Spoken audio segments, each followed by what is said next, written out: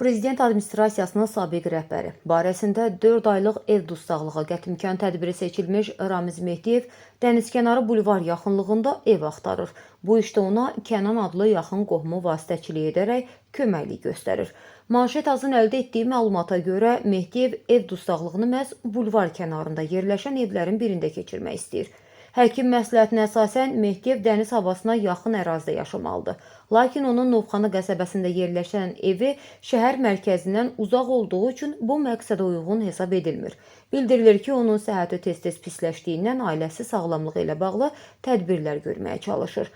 Kənan adlı vasitəçi Mehdiyevin tapşırığı ilə təxminən 1 milyon 500 min manat qiymətində sahəsi 150 kvadrat metrdən çox olan tam təmirli mənzil axtarır.